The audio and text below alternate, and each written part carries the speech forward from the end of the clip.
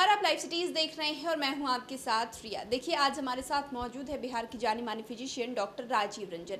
हम इनसे गर्मी पे कुछ बातों को जानना चाहते हैं, जिस तरीके से हीट वेव चल रही है उसको लेकर कुछ सवाल-जवाब है जो हम डॉक्टर साहब से करेंगे। तो डॉक्टर साहब, सबसे पहले तो आपको बहुत-बहुत स्वागत है। धन्यवाद रिया जी।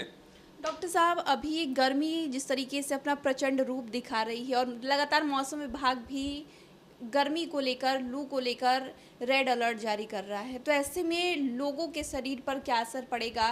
किन बीमारियों का ज़्यादा खतरा बढ़ जाएगा? मैं चाहती हूँ कि आप बताएँ। ऐसा है रिया जी कि रेड अलर्ट कुछ भी जारी हो जाए, आपको रेड होने की ज़रूरत नहीं है, आपको घबराने और डरने की ज़रूरत नहीं है। हर साल गर्मी का कहर आता है, ये अपने पूरे स्वभाव पे आता है, आपको थोड़ा दिन विक्रांत करता है, आक्रांत करता है और फिर चला जाता है। तो इस गर्मी में बहुत ज़्यादा, लेकिन सवाल ये उठता है कि गर्मी में आपका स्वास्थ्य कैसे ठीक रहे, ताकि हीट वेव आया है और हीट वेव की वजह से heat hyperpyrexia, heat exhaustion, heat stroke कुछ भी हो सकता है। यानी कि आप कभी चक्कर खाए गिर सकते हैं, आपका ब्लड प्रेशर अचानक फॉल कर सकता है, या आपको अंदर खून के थक्का बनने की प्रवृत्ति बढ़ जाती है, आपको लकवा स्ट्रोक की टेंडेंसी बढ़ जाती है।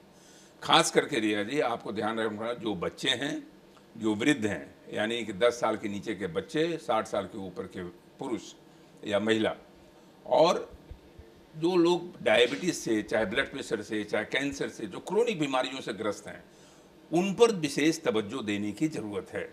क्योंकि जब पूरे प्रचंडता पे अपनी गर्मी है अभी, जैसा कि हीट वेव चल रहा है, उसमें कोशिश करनी चाहिए कि खास करके इस सबसेट के मतलब व्यक्तियों को बेवजह बाहर न निकलें, और इस जो गर्मी की तरंगें निकल रही हैं उससे बचने की कोशिश करनी चाहिए, घर में रहें। जो थोड़ा सा संपन्न लोग हैं, जिनके अंदर एयर कंडीशन की सुविधा है, वो एयर कंडीशन में 2 घंटे भी अगर रह जाएंगे तो बाहर अगर निकलेंगे तो उनमें टेम्परेचर का असर थोड़ा कम होता है, बहुत जल्दी हीट नहीं होता शरीर। जो एयर कंडीशन की सुविधा जिनको नहीं है, वो घर में सारे खिड़की वगैरह लगा के रखें, कर्टेन लगा के रखें, ताकि बाहर का प्रवेश न हो पाए। कपड़े का जहाँ तक सवाल है, बाहर जब निकलें तो परिधान ऐसा पहने जो लूज फिटिंग हो, टाइट फिटिंग टी शर्ट वगैरह, चाहे जो जो शरीर दिखाने का जो चाहिए सो, तो बिल्कुल सटा हुआ कपड़ा न पहने, कॉटन कपड़ा पहने, सिंथेटिक फाइबर्स के कपड़े न पहने। और सबसे ज़रूरी है कि अपने हेड को कवर करना बहुत ज़रूरी है। कोई लेडीज़ हैं तो स्कार्फ लगा लें, कुछ नहीं मिले तो छाता ले लें, टोपी लगा लें, हेड कवर होना बहुत ज़रूरी है।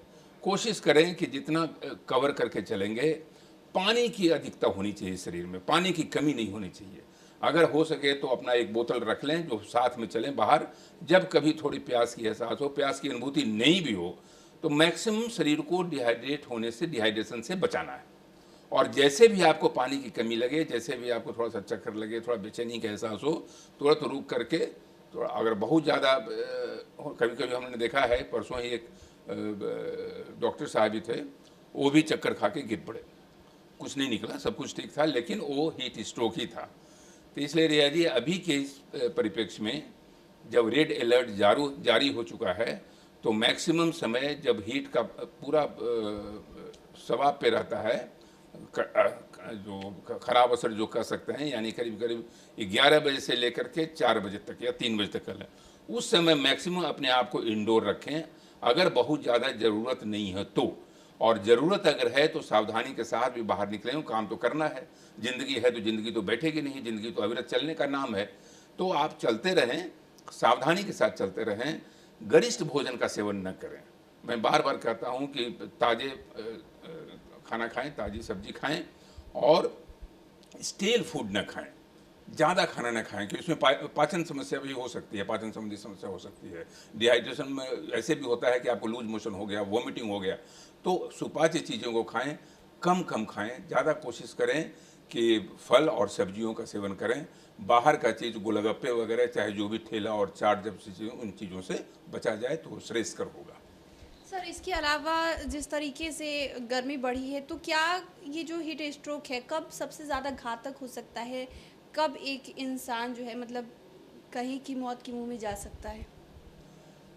जैसा कि मैंने कहा कि इंसान तो जो एज ग्रुप है, जी। यानी जो बच्चा है और जो 60 के ऊपर के लोग हैं, जिनको बीमारियां हैं, उन पर विशेष ध्यान देने की ज़रूरत है, क्योंकि वो कभी भी उनको हॉस्पिटलाइज होने की ज़रूरत पड़ सकती है, वो मौत के मुंह तक भी जा सकते हैं। जी।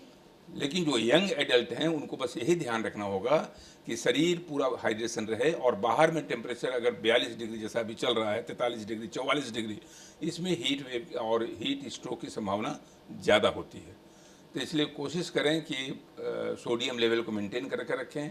अगर हो सके, अगर आप ब्लड प्रेशर के मरीज हैं तो आपको दवाई में थोड़ा सा डोज बढ़ाना घटाना पड़ सकता है। डायबिटीज़ के मरीज हैं उसमें ज़्यादा सतर्क रहने की ज़रूरत है।